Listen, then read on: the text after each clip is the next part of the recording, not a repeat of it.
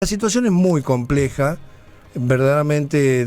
Me imagino que mucha de la gente que está escuchando durante el fin de semana se ha estado interesando sobre el conflicto, pero es un conflicto que a la República Argentina le conviene muy poco en distintos aspectos involucrarse, pero digamos, para poder tener una visión más amplia del tema, lo convocamos a un viejo amigo del programa, al profesor Alejandro Quintana, que es analista internacional y que está en la línea. Alejandro, ¿cómo estás? Buen día, Olivares. Acá Buen día, ¿cómo te va, Olivares? Bueno, tanto tiempo, Alejandro, ¿cómo estás? Tanto tiempo. Sí, bueno. Bien, por suerte bien. Bueno, me alegro mucho de escucharte y bueno, pedirte una mirada sobre lo que ha sucedido este fin de semana, ¿no? Mira, recuerdo palabras de Juan Pablo II, cuando era Papa, hoy es San Juan Pablo II, cuando decía que sin justicia no hay paz. Y algunos autores agregaron fundamentalmente algo que es cierto, que cuando no hay justicia o sin justicia, la paz se transforma solamente en una tregua entre la última guerra y la próxima que va a venir. O sea, la incapacidad de que la paz sea cimentada sobre bases fuertes y prolongadas tiene que ver con el nivel de justicia o injusticia que hay en determinadas circunstancias, y ahora podemos decir también en el mundo, ¿no? Uh-huh.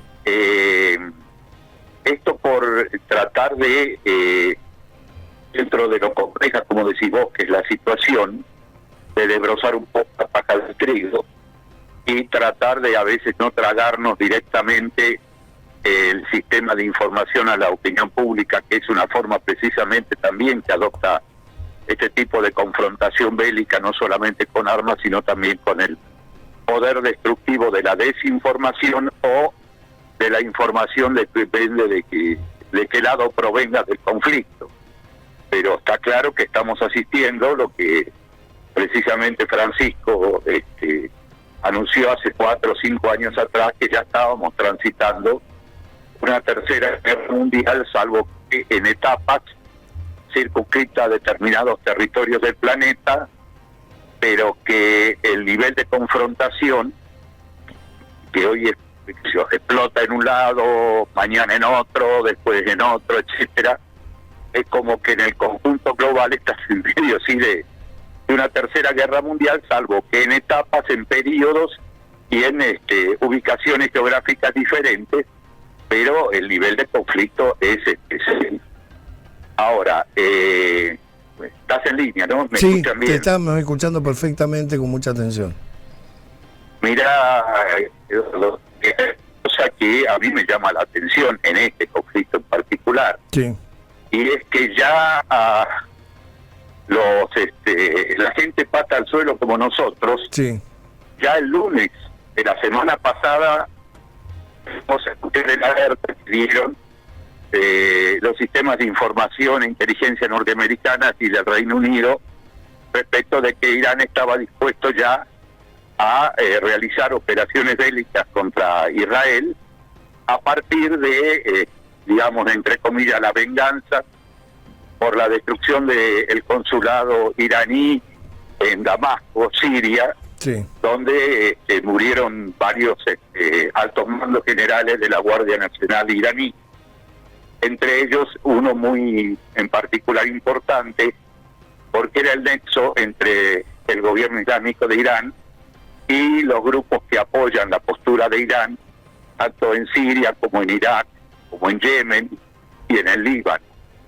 Entonces, desde que un lunes te enteraste de esto, cuando hacen público que Irán va a tomar esta represalia, hasta que ocurre casi 4 o 5 días después, en la madrugada nuestra del sábado, o de Israel del sábado, llama mucho la atención la antelación con que esto fue planteado, más allá de la eficacia que puedan tener, y uno no lo niega, los servicios de información del mundo occidental, pero que era como que todos estaban sentados en la silla esperando que empiece la película. Claro.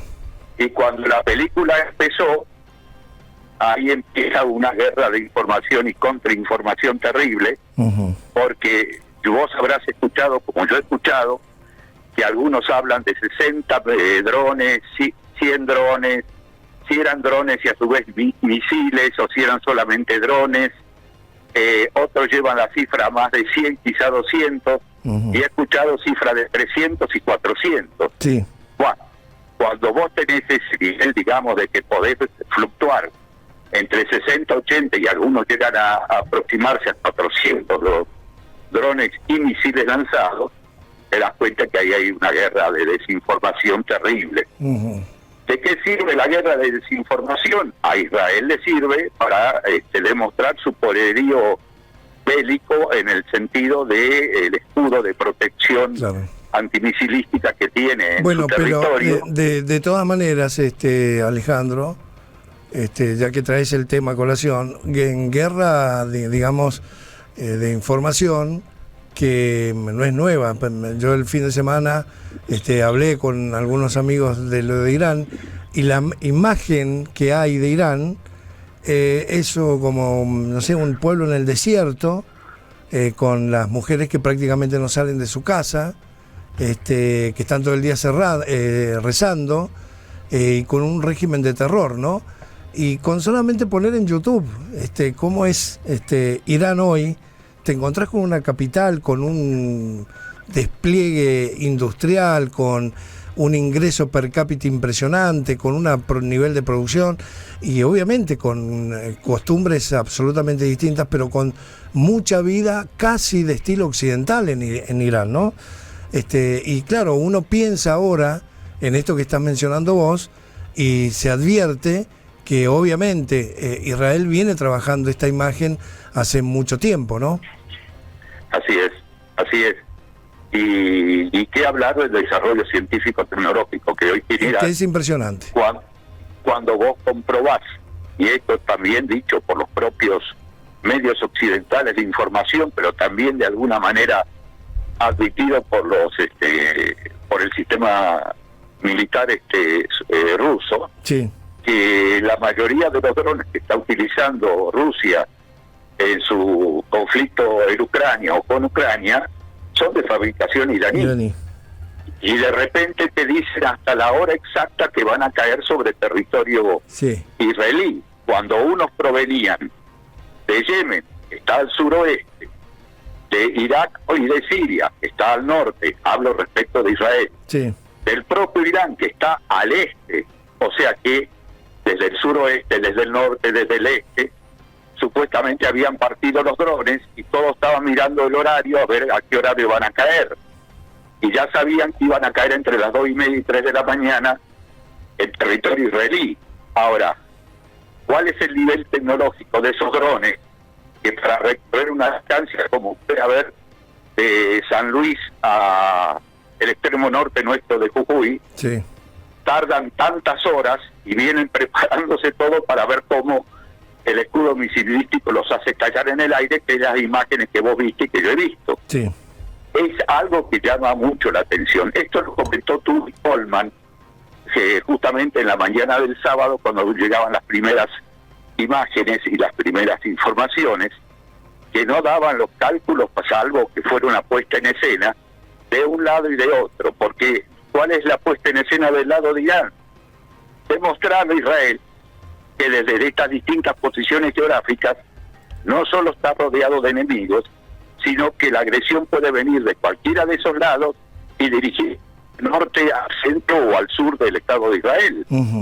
Como diciendo que esta es nuestra capacidad de agresión que tenemos, y los israelíes mostrando la capacidad de defensa, que es lo que hoy resaltan todos los medios occidentales respecto de impedir y hacerlos estallar en el aire a los drones y a los misiles. Mira, la guerra de información es como ocurre y empezó este teatro de información a través de verlo en directo por televisión, cuando la primera guerra de Estados Unidos y la OTAN contra Saddam Hussein en Irak, estoy hablando de hace unos cuantos años, y después se ha venido repitiendo lo mismo pasa en el conflicto en Ucrania, con Rusia por un lado, la OTAN por el otro. Lo que yo creo que lo más, ¿cómo te diría? Lo más terrible, lo más peligroso y lo que anuncian para adelante un estado complejo de estabilidad es precisamente saber hasta dónde va a llegar la escalada.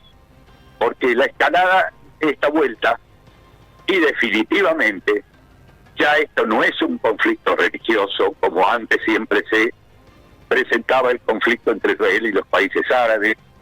Ya no es solamente un conflicto regional, sino que es un conflicto global, mundial, pero por decisiones de demostrar y poner sobre el tablero cuál es el poder geoestratégico hoy. Sí, el de Occidente o de esta nueva alianza, que incluso empezó con un, diría, matiz netamente económico, pero hoy tiene otro cariz totalmente distinto, sí, que fue justamente de la fundación de los BRICS, que reúne a Brasil, Rusia, India, China y Sudáfrica, y que hoy, fíjate con quién se amplió, medida a la cual Argentina renunció a participar de los BRICS en el gobierno de Javier Milei. Se incorporaron a partir del 1 de enero de este año Arabia Saudita, Irán, cosa que entre ellos siempre hace más de 20 años que estaban muy peleados por, obviamente, el precio, el negocio y el tema de la OPEP de los países exportadores de petróleo. Se incorporó Irán, Egipto, Etiopía y los Emiratos Árabes Unidos. Esto te da una idea que a lo que eran los BRICS más antes, con la suma de estos estados que se han incorporado, prácticamente el control de las grandes reservas petrolíferas queda en manos de este sector, que no le podemos decir de poder oriental, porque Brasil, por ejemplo, está netamente occidental en nuestro propio continente. Claro. Y es una guerra estratégica de poder para ver cómo se van alineando. Está bien. Te pido una línea con lo de Milei. Mira, ¿qué te puedo decir? Es un chiste, un mal chiste, un chiste de mal gusto. Una sobreactuación por el alineamiento con Israel y Estados Unidos, que nadie se la pidió en esos términos. Y yo me imagino que mucho menos se lo pidieron los yanquis, los norteamericanos, porque el plan de los norteamericanos es que, si bien esto tiene características globales, haya zonas de reserva de conflicto bélico, porque lo que interesan antes que el conflicto, la dominación territorial, son los recursos naturales, y los recursos naturales, fundamentalmente de carácter estratégico, están muy asentados en territorio sudamericano y fundamentalmente Argentina, Bolivia, Brasil, Chile, son claves en todo esto.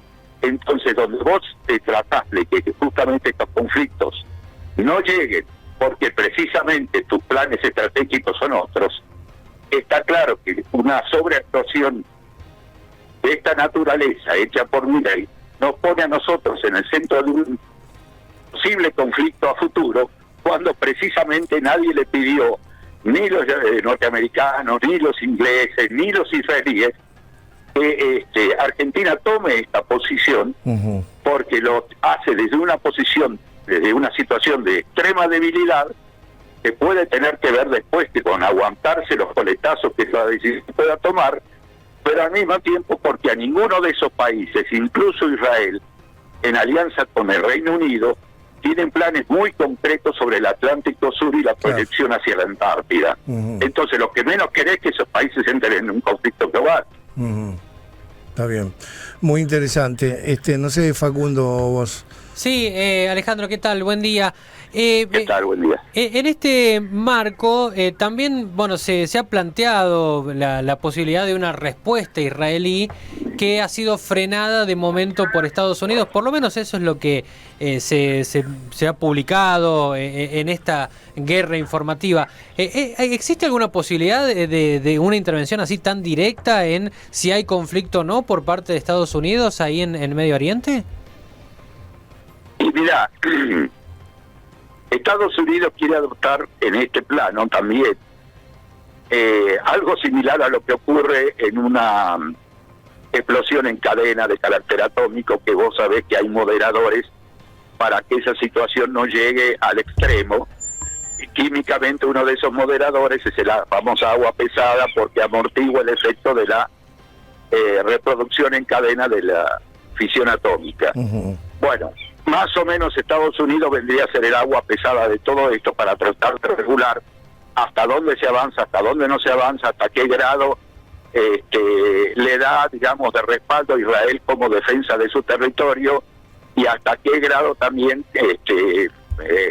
ellos quieren que esta situación, dentro de la terrible inestabilidad que hay, siga precisamente inestable, pero que no irrumpa en un conflicto que después se desborda y nadie tiene la forma, digamos, de saber cómo termina. Fíjate vos, por ejemplo, contrario sensu, como uno dice, por el otro lado, ¿vos has escuchado en estas últimas 48, 72 horas desde el ataque expresiones concretas del gobierno del Kremlin en Rusia o de Xi Jinping en China al respecto de este tema en particular? Claro, yo no he escuchado.